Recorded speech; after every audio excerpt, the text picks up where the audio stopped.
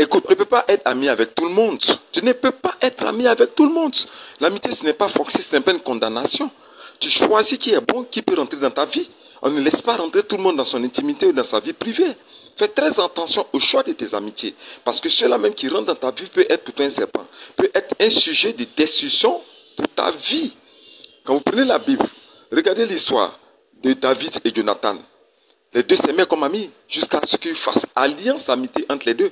Parce que David savait que cet homme était un homme de confiance. Il l'aimait de tout son cœur. Il avait l'assurance que c'était un très bon ami. Il faut te rassurer que la personne qui marche avec toi, la personne qui vient s'approcher de toi est une bonne personne. Parce que ça peut être un envoyé pour te détruire. Ça peut être un espion pour venir entendre tout ce que tu fais pour neutraliser ou empêcher que tu puisses le dépasser ou que tu puisses progresser dans ta vie. Fais très attention à tes amitiés. Parce qu'il y a beaucoup de jalousie. C'est pas tout le monde qui aime ta renommée. C'est pas tout le monde qui aime le niveau que tu es arrivé. Tu penses que certaines personnes, quand tu te regardes, sont contentes de te voir?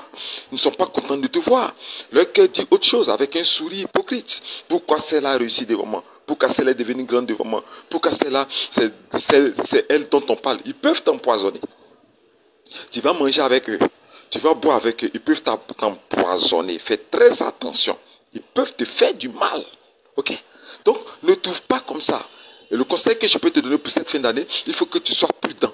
Prudent dans tout ce que tu fais, dans tout ce que tu bois, dans tout ce que tu manges, dans tout ce que tu envoies dans ta vie. Il faut faire attention. Parce que les gens sont méchants, méchants foncièrement dans le cœur. Ce n'est pas tout le monde qui t'aime ça. Il faut te mettre ça dans la tête. Et une chose encore que je vais te dire, prends tes décisions de manière libre. Prends tes décisions de manière libre. La Bible dit que si tu sais que ta main droite est une occasion de chute pour toi, il faut l'arracher. Il y a des choses qu'on arrache. Parce que si elle reste là, elle va finir par te pourrir, elle va finir par te détruire, elle va finir par anéantir totalement ta vie. Donc, il y a des choses, on prend courage. On prend courage. Je te souhaite en cette fin d'année que tu fasses le tri entre tes amitiés. Ne prends pas tout le bagage pour aller rentrer dans la nouvelle année. Fais le tri. Si tu dois faire le nettoyage, fais le nettoyage. Si tu dois formater le disque dur de ta vie, formate le disque dur de ta vie. Ceux qui ne t'apportent rien, ceux qui sont à la base de toutes tes plaintes et tes lamentations, ceux qui sont là pour te blesser, tu fais le bilan. Chaque personne doit faire le bilan. Je ne dis pas que nous sommes une voiture, mais on doit faire une visite technique chaque fin d'année. Qu'est-ce qui a marché, qu'est-ce qui n'a pas marché? Quels sont ceux qui m'ont été favorables, quels sont ceux qui ne m'ont pas été favorables? Il est l'heure que tu fasses le tri. Prends le soin de bien trier. Prends le soin de bien trier. Prends le soin de bien enlever ce qui va te détruire, enlever l'épine. Ce n'est pas un péché si tu fais ce choix.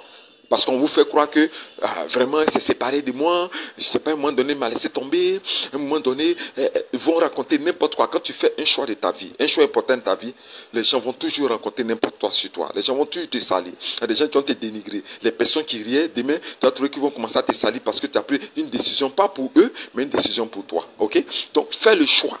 Qui s'approche de toi? Qui vient manger avec toi?